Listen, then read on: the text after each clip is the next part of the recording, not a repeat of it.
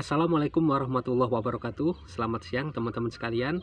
Jumpa lagi bersama saya Bang Widi. Pada kesempatan kali ini saya akan membahas tentang sambal terasi dan kolesterol ya. Apakah orang yang punya kolesterol tinggi boleh makan sambal terasi? Yuk kita mulai bahas.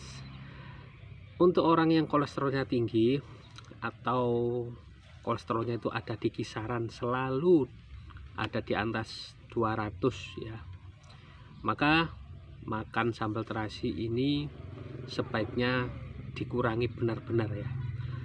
Mengapa demikian? Karena dalam sambal terasi ini bahan dari terasi ini dibuat dari udang ya. Ini yang terasi yang sesungguhnya ya.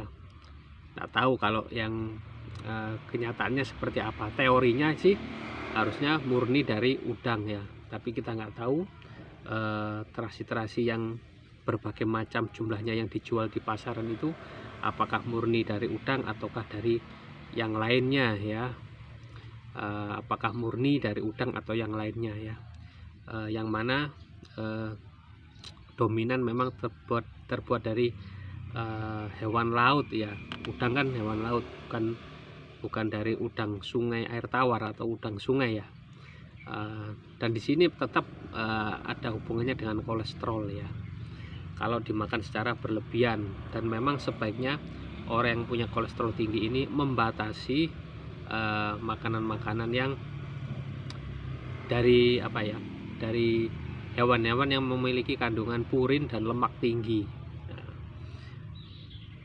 Memang sambal terasi nggak langsung mempengaruhi, tapi biasanya orang yang makan sambal terasi itu mesti ada pasangannya gitu ya. Entah sambal terasi itu dicampur dengan pindang goreng, dicampur dengan bebek goreng, entok goreng, atau apa ya, mungkin ikan-ikan yang lain ya, ayam goreng juga bisa jadi ya. Kemudian apalah gitu ya, contohnya nggak mungkin kan kita makan sambal terasi itu hanya sambal terasi sama nasi putih, pasti ada yang lainnya ya, entah itu apalah ya. Nah, yang jadi pasangannya itu yang bisa jadi masalah ya. Contohnya kayak makan bebek goreng ya, itu kan kolesterolnya gede ya, lemaknya banyak. Nah itu kalau dari sambal terasinya sih hanya sedikit sekali atau berapa persen mempengaruhi, tetapi yang jadi masalah adalah pasangannya itu ya, dari bebek gorengnya itu ya. Tentu semuanya ini berlaku jika dimakan secara berlebihan, tapi kalau hanya sebulan sekali dan kemudian makannya itu juga nggak banyak ya, mungkin hanya satu potong bebek ya, seukuran jempol kita ini ya, mungkin di bagian pahanya sedikit saja, atau dalam satu porsi bebek goreng ya, satu porsi bebek goreng itu dibagi sepertiga ya, itu ya aman. Apalagi kalau tidak pakai kulitnya, jadi makan dagingnya saja yang berserat itu, nggak pakai kulitnya. Karena dari bebek goreng ini yang paling tinggi lemaknya itu, yang bisa menaikkan potensi kolesterol itu dari bagian kulitnya ya. Dagingnya juga ada, tapi paling banyak di bagian kulitnya. Karena apa? Situ banyak sekali lemaknya. Tapi kalau hanya dicampur dengan tahu goreng atau tempe goreng atau bahkan ayam goreng, itu relatif masih aman ya. Jadi lihat dulu pasangannya apa, sambal terasi itu dipasangkan dengan apa gitu ya. Kalau saran saya secara pribadi, kalau misal ya moga-moga aja enggak ya, kalau ada seseorang punya tensi di atas 200 ya, kalau bisa enggak usah makan makanan yang tinggi lemak, tinggi purin ya, kayak daging-daging itu ya, atau makanan laut, emping melinjo, kemudian kacang tanah dengan segala macam bentuknya ya, dibuat bumbu gado-gado, bumbu pecel, bumbu batagor, bumbu siomay, atau cuma direbus saja jadi kacang rebus, digoreng jadi kacang goreng, dibuat topping roti, isian roti, selai kacang, semacam-macam itu ya. Itu sebaiknya dihindari banyak-banyak ya, secara total juga tidak ada masalah gitu. Nah itu khawatirnya teman-teman ini nggak paham ya, bahwasanya yang selama ini disukai itu ternyata justru sebagai pemicu. Nah itu yang paling berbahaya ya. Nggak tahu kalau yang selama ini disukai ternyata itu adalah sebagai pemicu ya, sebagai biang kerok naiknya kolesterol ya. Dan sambal terasi ini tidak secara langsung mempengaruhi ya. Ya orang makan terasi tiba-tiba terus naik bukan seperti itu, tetapi pasangannya ya, pasangannya itu aja. Semoga bisa dimengerti nggih. Kalau saya pribadi sih mending nggak makan sambal terasi. Ya memang saya nggak makan sambal terasi ya. Kalau pingin karena gimana pun ya, saya sendiri punya asam lambung ya, riwayat asam lambung.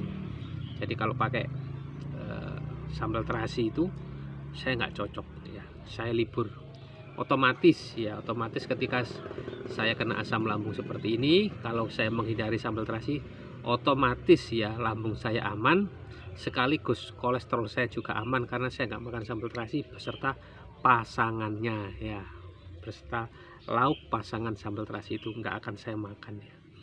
Ya jadi kalau saya ini sih sukanya sih ya, kalau ayam goreng aja gitu ya.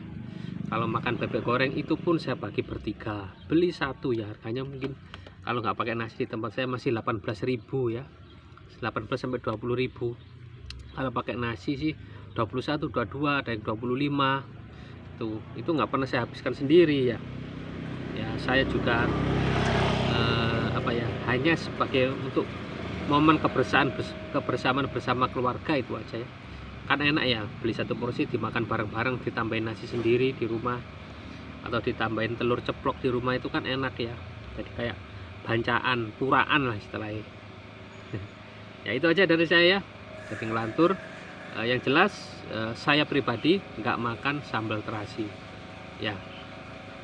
Kemudian buat teman-teman yang kolesterolnya memang tinggi di atas 200, sekitar 230, 220 ya, sekali-sekali lah makan sambal terasi, tidak apa-apa ya. Seminggu sekali juga tidak apa-apa. Yang terpenting, sekali lagi saya mengulangi, bahwa yang bahaya bukan sambal terasinya ya, tetapi pasangan dari sambal terasi itu apa gitu ya. Hati-hati di lauknya sebagai pasangan sambal terasi itu. Saran saya sih hindari bebek goreng ya, sebaiknya pakailah ini aja, ayam goreng saja, atau pakai lele ya, lebih aman ya, lele goreng sebagai pasangan sambal terasi ya, atau telur yang dipenyet, tempe yang dipenyet, tahu yang dipenyet, seperti itu. Kalau saya buat kesimpulan singkat ya, sebaiknya maaf digigit semut kakinya. Jadi kesimpulan sederhana saya, kalau ingin sambal terasi apa aja oke lah, yang penting nggak pakai bebek ya, nggak pakai bebek goreng, itu aja. Yang lainnya kayak ayam goreng, lele goreng, nila goreng, tahu goreng, tempe goreng, atau telur yang di telur ya, atau telur apa ya, telur kocok ya, dadar telur, itu masih bisa ya, asalkan nggak punya riwayat asam lambung ya, nggak berlaku. Semua yang saya terangkan di sini nggak berlaku kalau Anda ini punya riwayat kolesterol tinggi dan gangguan asam lambung seperti mager, gastritis, dan dispepsia. Nggak akan saya sarankan pakai sambal terasi ini, justru bikin parah ya. Saran saya di sini hanya berlaku bagi teman-teman yang punya kolesterol tinggi tetapi tidak punya asam lambung, tidak punya riwayat sakit asam lambung ya. Dan ingat, kolesterol tinggi itu selalu cenderung berdampingan dengan tensi yang tinggi ya, karena kolesterol yang tinggi itu rawan sekali terjadi pengentalan darah, dan pengentalan darah itu akan menaikkan tekanan pada dinding pembuluh darah, sehingga membuat tensi darah tinggi dan membuat kerja jantung menjadi lebih lebih sengsara ya, karena dia harus memompa massa cairan darah yang lebih berat ya, karena lebih kental itu tadi. Nah, itulah runtutannya ya, diawali dari kolesterol yang tinggi, ke tensi darah yang tinggi, bisa ke mengganggu kinerja jantung.